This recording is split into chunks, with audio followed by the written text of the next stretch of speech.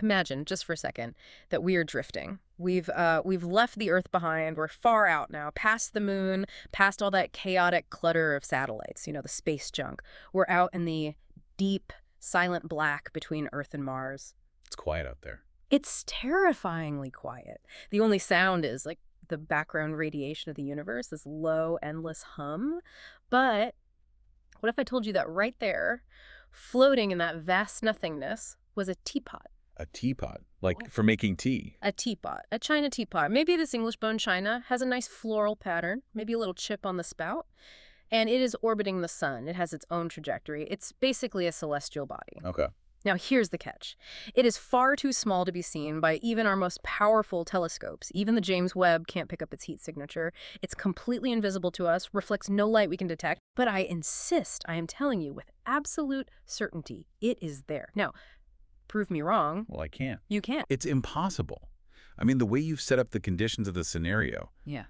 no evidence can touch it. You've created a completely hermetically sealed claim. Exactly. You can't disprove it. So, because you can't disprove it, does that mean you have to respect my belief in the celestial teapot? Should we, teach teapotism in schools right alongside physics? I see where we're going today. Should we give a tax exemption to the Church of the Holy China Vessel? Should we all just be agnostic about the teapot, just in case? We're unpacking one of the most famous and, frankly, one of the most effective arguments in the history of modern atheism. We are. This is the deep dive. And today our mission is to go way, way beyond the teapot. We're looking at a huge stack of research that pits two massive logical frameworks against each other. And it is a heavyweight fight, honestly. It really is. On one side, you have the empiricists, the skeptics, the data-driven minds represented by brilliant people like Bertrand Russell and Karl Popper.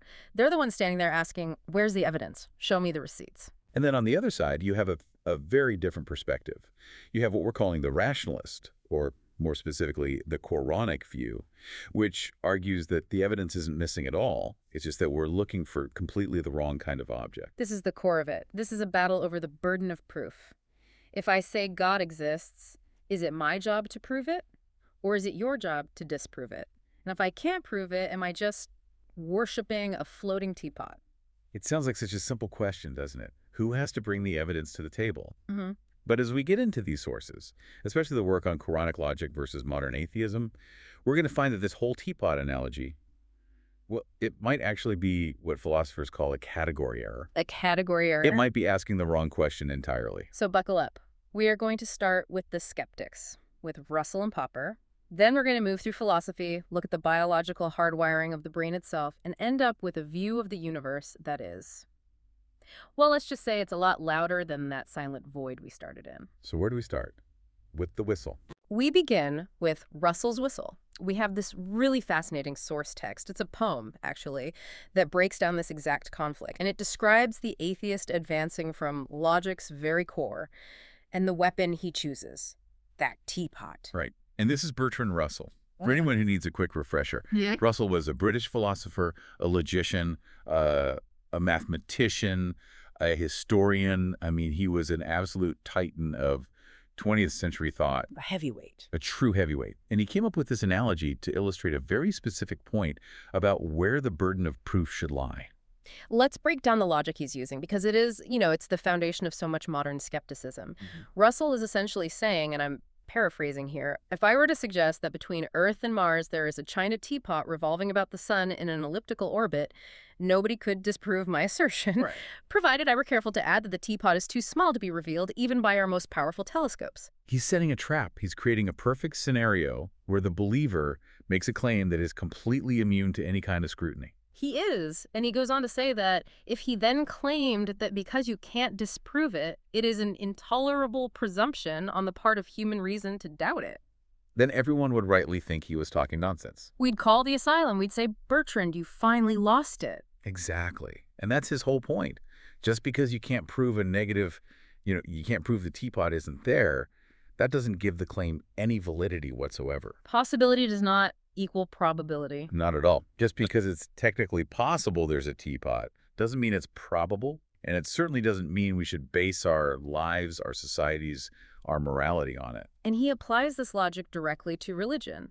The argument is, look, if ancient books claim a teapot exists, or in this case, a god, and it's taught as this sacred truth, and it's instilled in children from birth, we tend to accept it.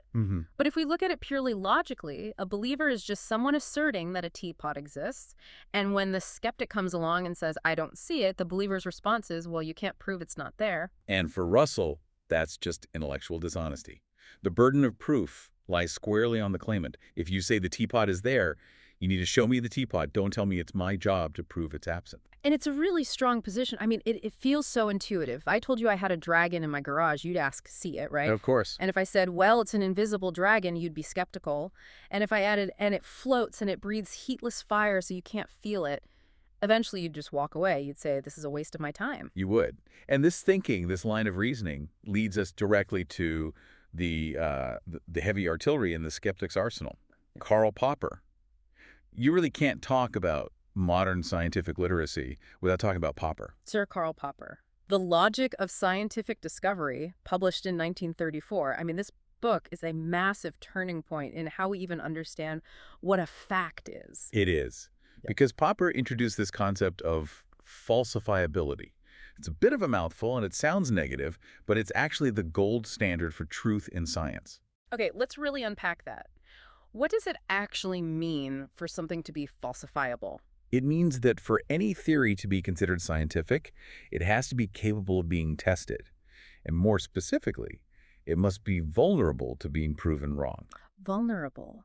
That's such an interesting word to use for science. You know, we usually think of science as this fortress of proven facts, this bedrock of truth. But really, science is the relentless pursuit of things we haven't managed to prove wrong yet. It's all about risk.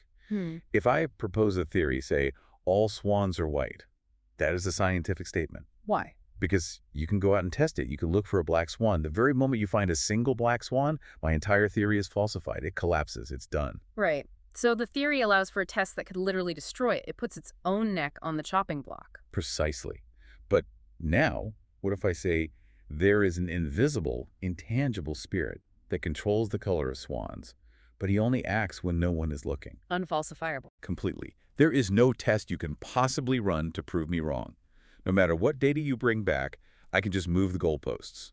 And Popper would say, if it can't be proven false, it simply doesn't belong in the realm of science. And this idea has been, well, it's been weaponized, hasn't it? The source material specifically mentions the new atheists, people like Sam Harris or Richard Dawkins. They take Popper's scientific principle and they turn it into a philosophical bludgeon. They absolutely do. They often argue that if a proposition isn't falsifiable, it's not just not science, it's not worth holding as true at all. It's literally meaningless. It's just noise. So if we were to summarize the atheist stance from our sources, it's effectively this. We simply lack belief. They're not necessarily making the positive claim God does not exist. No, they frame it as a neutral position. They're saying, I just have no reason to believe. Correct.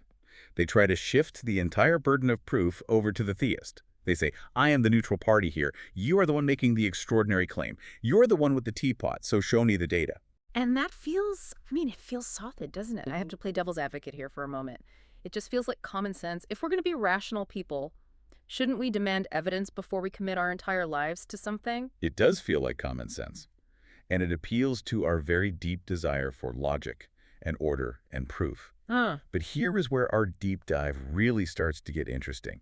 Because when you apply that common sense logic, the logic that works perfectly for physical objects, to the concept of God, you might be making a fundamental mistake, a category error. Okay, let's get into this. Because the sources bring up Ludwig Wittgenstein, and he is not exactly light reading. This is where things can get a bit dense. Wittgenstein is fascinating, though. In his early work, the Tractatus, he talks about what he calls a picture theory of language.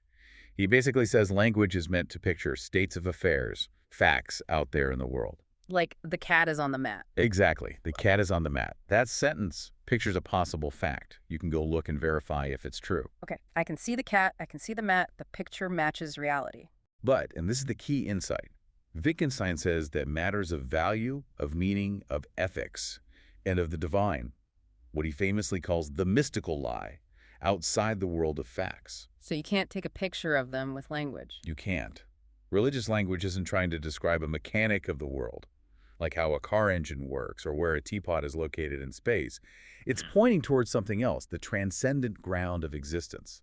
So just because it's not falsifiable in the way Popper means, doesn't automatically mean it isn't true. It just means science isn't the right ruler to measure it with. Precisely. It's like you don't use a thermometer to measure the beauty of a painting. If you put a thermometer up to the Mona Lisa and it reads 72 degrees Fahrenheit, you don't then announce, well, scientifically, this painting has zero beauty. No, you'd say, I'm using the wrong tool for the job. You're using the wrong tool. And the argument here is that demanding a physical, falsifiable proof for God is using the wrong tool. But the atheists, at least according to our source material, they aren't just lacking belief, are they? The source makes a strong case that atheism is actually an ontological creed. This is a really crucial counterpoint in our sources. You see, atheists often say, I just lack belief. I'm like a person who doesn't collect stamps. It's a non-position. Right. It's the absence of a hobby. But the source argues that claiming supernatural deities do not exist is a positive assertion. It's a claim about the very nature of reality. It's a claim about how the entire universe is built, from top to bottom. Yes, that's an ontological claim. You are saying the universe is a closed, physical system with absolutely nothing outside of it. That is a massive philosophical stance to take, and if you're going to make that stance, you have a burden of justification too. You can't just stand on the sidelines and poke holes in the other guy's argument. You have to actively defend your own worldview of a purely material cosmos. So it's not just show me the teapot, it's also prove to me that this entire kitchen has no architect. And that leads us perfectly to the fundamental flaw in the teapot analogy itself. The expert analysis in our source material points out two massive category errors in Russell's logic. Okay, let's hit the first one. This is contingency versus necessity. It sounds a bit technical, but it's actually really intuitive once you get it. It is. Okay, so think about the teapot again. The teapot is what philosophers would call a contingent object. Meaning what, exactly? Meaning it relies on a whole chain of other things to exist. It's contingent upon them. It has a history. It was manufactured in a factory somewhere, maybe in Stoke-on-Trent. It was made from clay that was mined from the earth. It was launched on a rocket that was built by engineers. It occupies a specific point in space and time. Right. It's a thing among things. Exactly. It's an intruder in the natural order of the solar system. If we actually found a teapot in orbit, our first question would be, who put this here? It clearly doesn't belong. Okay, so it's contingent. It depends on other things. Precisely. But here is the error. In the Quranic worldview, in the concept of tawhid, or divine unity, God is not a thing among things. God is not just another contingent object floating around in the universe. So he's not just a super teapot. Not at all. God is understood as the necessary being. He's the ground of reality upon which all contingent objects, every star, every planet, every teapot, depend for their existence. That's still a bit abstract. Can you help me visualize that? Okay, the source uses a great analogy for this. It's the author analogy. I love this one. Imagine we're reading a novel. Let's say we're reading Great Expectations. Okay, I've got the book in my hands. And you are looking for the author, Charles Dickens. Right. So you analyze the ink on the page with a chemical kit. You study the paper fibers under a microscope. You look at all the characters, Pip, Miss Havisham, the Stella. And after all this exhaustive research, you say, I have looked everywhere in this book. I have checked every single page. I have not found Charles Dickens. Therefore, there is no author. Well, that would be completely ridiculous. Dickens isn't a character in the book. Exactly. He can't be. Yeah. Dickens is the source of the book. He is the reason the book exists at all. You don't find the author by looking for him as a character in the plot. You deduce the existence of the author from the coherence, the language, the structure of the book itself. Oh, wow. Okay, that really clicks. Russell is treating God like a character in the book, a hidden character, a metaphysical teapot. Yes. But the Quranic argument is that God is the author of the book. Right. Russell is looking for a metaphysical intruder. He's looking for a ghost in the machine. But the argument from theism is that God is the logic of the machine itself. He's the operating system. So demanding to see God with a telescope is like demanding to see the author's face by using a magnifying glass on the printed words. It's a complete category error. So if God isn't a hidden object to be found, then the whole burden of proof changes. It's no longer about finding a needle in a haystack. No. It's about explaining why there is a haystack in the first place. That's it, exactly. Why is there something rather than nothing? And why is that something coherent, ordered, and intelligible? Which brings us to what the source calls the data stream. Because the Quran doesn't just say, trust me on this. Our sources really emphasize that the Quran offers a completely different kind of proof. It shifts the entire conversation from hidden objects to manifest text. This is where we get into the concept of ijaz. It's a very rich Arabic term, often translated as inimitability or incapacitating miracle. The source material mentions a soundscape shift here in the narrative, from the old clicking telegraph to a sweeping high-tech data stream.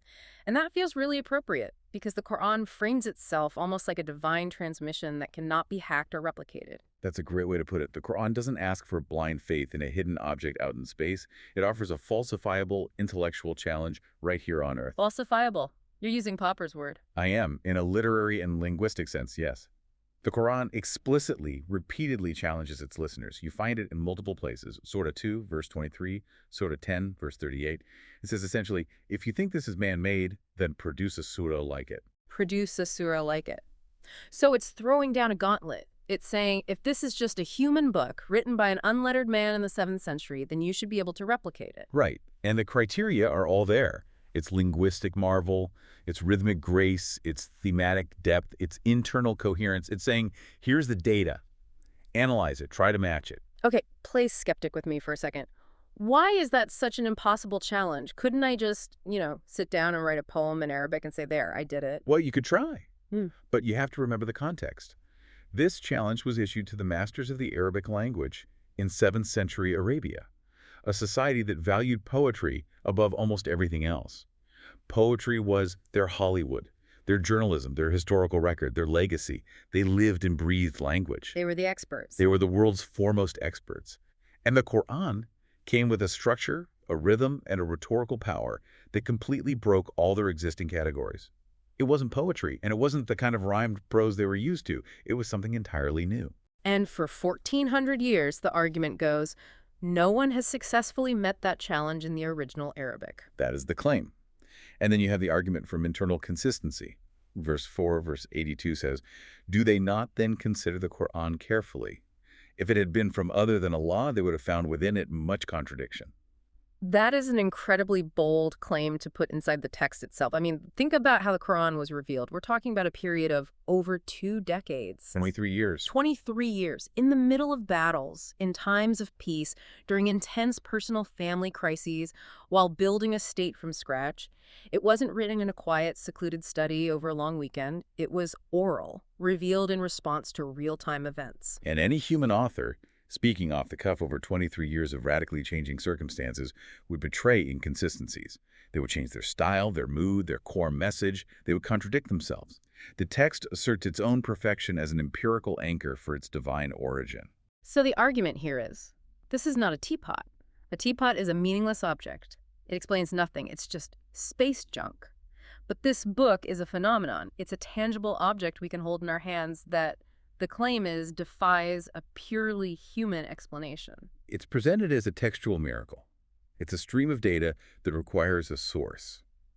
I mean, if you find a piece of code that is more complex and internally consistent than anything humans can write, you don't just assume it appeared by accident. You assume there was a coder. But it's not just the book itself, is it? The source material opens up this huge, fascinating section called the Call of the Signs. Yes, the Ayat. Ayat, which means signs or verses, right? It means both, and that's the point. The verses of the book are signs, and the signs in the universe are like verses in a book. This is pivotal.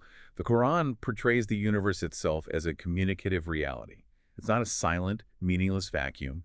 It is a book of signs. I love the image the source gives for this, of voices whispering, look and ponder. It's like the universe is constantly shouting at us, but we're tuned to the wrong frequency. That's the idea. Russell looks for a single hidden object. He wants to find the teapot. The Quran, on the other hand, points to the entire visible system. It says, God is Al-Zahir the Manifest. He is visible through his handiwork. Let's get into some of the specific rationalist evidence provided in the notes here, because there are some scientific parallels mentioned that are, honestly, they're pretty startling for a 7th century text. They are. And we have to be careful not to fall into the trap of scientific concordance, where we just try to retrofit everything to match modern science. But the source highlights some descriptions that are undeniably striking. Let's start with cosmology, the Big Bang. Okay, verse 21, verse 30. Have those who disbelieve not considered that the heavens and the earth were a joined entity and we separated them? A joined entity, a Huh. single fused mass. I mean, that sounds a lot like the concept of a singularity. It does. And then you have verse 51, verse 47, and the heaven we constructed with strength, and indeed we are its expander. Expander, not just we made it big, but the active participle, we are expanding it. That's Hubble's law. That's the discovery of an expanding universe in the 20th century. A concept which was completely alien to human thought for most of history. For centuries, the default assumption was that the universe was static and internal. And then there's the mention of orbits. Verse 21, verse 33 describes the sun and the moon, each in an orbit, swimming. The Arabic word used, yasbahun, implies a motion that comes from within the body itself, like a fish swimming, not just an object being passively dragged along a path. Which is a pretty sophisticated description of orbital mechanics. And then you move into biology. The source notes the origin of life. We made from water every living thing. Which is, biologically accurate. All known life depends on water. Protoplasm is predominantly water. And the embryology sections. This is the one that always gets people. Verses 23, verses 13 and 14, it describes the stages of development. Nutfa, which is the sperm drop. Then alaka, often translated as a clinging clot or leech-like substance. And that term, alaka, is fascinating. It has three meanings in Arabic.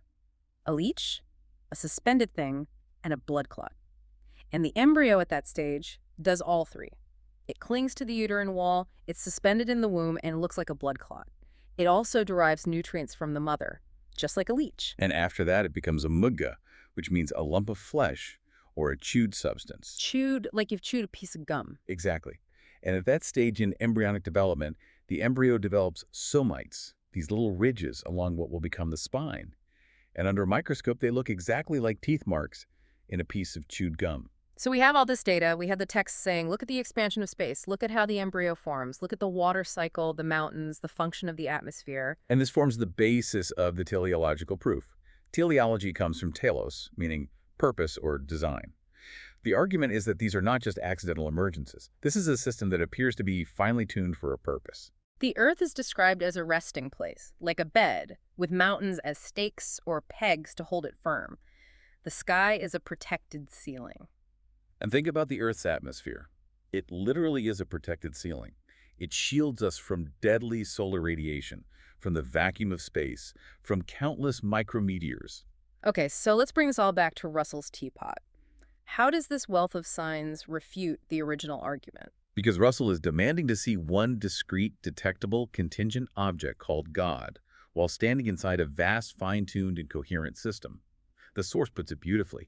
It's like standing in broad daylight and demanding to see a hidden sun as proof that it's not dark. You don't need to stare directly at the orb of the sun to know it exists. You see the light it casts, you feel the heat on your skin, you see the plants growing because of its energy. Exactly. The evidence isn't a single gotcha experiment you can run in a lab. You're not going to find God under a microscope or at the end of a telescope. The evidence, from this perspective, is the cumulative weight of reality itself. The fact that the laws of physics are constant and intelligible, the fact that biology is so mind-bogglingly complex, the fact that the universe didn't just collapse back into a singularity an instant after it began. So the Quran is essentially saying you want proof, open your eyes. The proof is literally everything you see. Yes, but, and this is the absolute kicker, you need the right tool to process that proof. And it's not a scientific instrument. It's the mind, the intellect. Gilenka. This brings us to the biological mandate. I think there's a common stereotype, especially in the West, that religion requires you to turn off your brain. That famous quote, faith is believing what you know ain't so. That's usually attributed to Mark Twain, and it is definitely 100% not the Quranic definition of faith. The source material is very, very clear on this. The Quran actively rejects blind faith. It actually forbids it, doesn't it? I'm looking at verse 17, verse 36. That's the one. And do not pursue that of which you have no knowledge. It goes on to say that the hearing, the sight, and the heart, by which it means the intellect, all of those you will be questioned about. That is wild. It's basically saying, don't just believe in stuff because your parents told you to or because it's tradition. You have to check the data for yourself. You are accountable for your own conclusions. It goes even further. Verse 10, verse 100 says that God places defilement or abomination on those who will not use reason. Defilement, that is such a strong word. It's not just saying it's a mistake. No, it's framing it as a spiritual sin. The willful refusal to think, to use the intellect God gave you, is seen as a kind of spiritual impurity. Belief is supposed to be a rational arrival point. You don't take a leap into the dark. You're supposed to walk into the light that's already there. And this connects directly to the very first revelation, doesn't it? The story of the prophet Muhammad in the cave on Mount Hira. The angel Gabriel comes to him. And the first command from God isn't pray, it isn't submit, it isn't worship. It's Ikra. Read.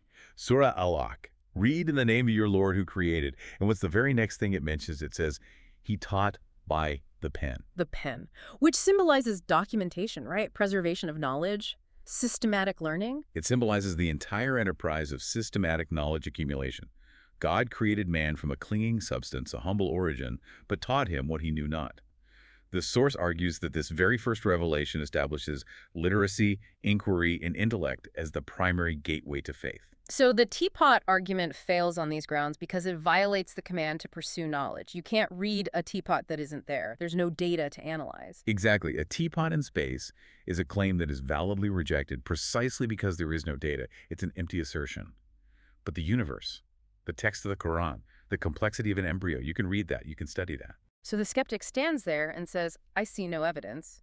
And the Quranic response is, that's because you were refusing to read. Or perhaps you're refusing to tune the receiver. Ah, the receiver. This is the last major piece of the puzzle from our sources. This is the concept of Fitrah. This is one of the most profound and interesting concepts in Islamic theology. Russell and the empiricists start with the assumption that the human mind is a tabula rasa, a blank slate. Meaning we are born knowing nothing, believing nothing. We're just empty vessels, and experience just pours data into us. Right, so if you tell a child God exists, you're just writing on their blank slate. If you tell them a celestial teapot exists, you're also just writing on their blank slate. Neither has any more inherent truth than the other. But the Quranic argument is that the slate isn't blank at all. Not even close. It argues that the mind comes preloaded with a kind of spiritual software. This is the Fitrah. The root word FTR means to split, or to originate.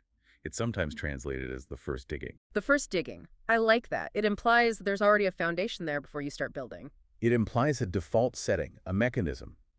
The idea is that the human being has an inbuilt faculty of reason and a disposition towards recognizing the Creator. And there's this famous verse, the Covenant, in Surah 7, verse 172. This is the verse where God, before creation, gathers all the souls of humanity and asks them, am I not your Lord? And they all reply, yes, we have testified. Now, obviously, none of us remember this conversation in the way we remember what we had for breakfast this morning. No, it's not a literal conscious memory. It's understood as an ontological memory. It's embedded in the very DNA of human consciousness.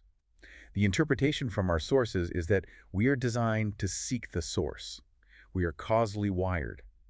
When we see an effect, our minds instinctively look for a cause. When we see a complex design, we look for a designer. So it's a lock and key system. That's the perfect analogy. The signal is the universe, the Ayat, the signs. The receiver is the human mind, the Fitrah, the innate disposition. And when the signal hits the receiver, there's supposed to be resonance. There's a click. Yes. God is not an arbitrary variable like the teapot. The teapot doesn't fit the lock. It's a nonsensical idea. It explains nothing. It satisfies no deep internal human yearning for meaning or purpose. But the concept of a necessary being, a creator, that clicks, that resonates with the first digging, with our innate sense that this can't all be a cosmic accident. This completely changes the definition of an atheist, then. In this framework, an atheist isn't just someone who lacks evidence. No. In the Quranic lexicon, the word for a disbeliever is kafir, and that word comes from the root kuf. And that means? Literally, it means to cover. Like a farmer covers a seed with soil. To cover up. The implication is huge. It suggests that the atheist isn't someone who is honestly searching for a teapot they just can't find. They're someone who is actively covering up their own inbuilt faculty of recognition. They're suppressing the signal that their own Fitrah is receiving. So they are hearing the ringing, but they're putting their hands over their ears and pretending it's silent. Or they are rationalizing it away. They're convincing themselves that the ringing is just tinnitus, that it's a meaningless glitch in the system, rather than a meaningful signal from the system's designer. This is a lot to take in. We started with a silly little teapot floating in the void. And we've ended up here with a universe that is basically a giant broadcast system and a human mind that is a biological receiver designed to pick up that specific frequency. That is the essence of the Quranic argument against the empiricists' challenge. So let's try to synthesize all of this. Let's bring it home. We have the empiricists with Russell and Popper saying, show me the proof.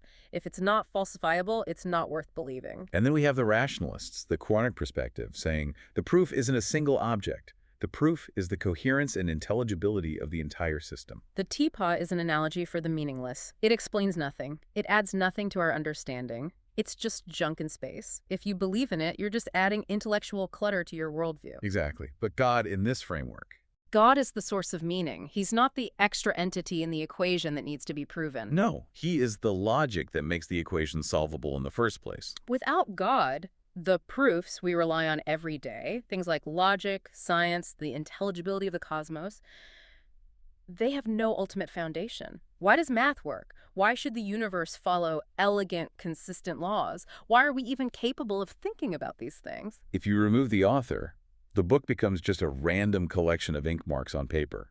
The characters have no reason to exist. The plot has no direction. It's just noise. So we don't believe because we failed to disprove a negative.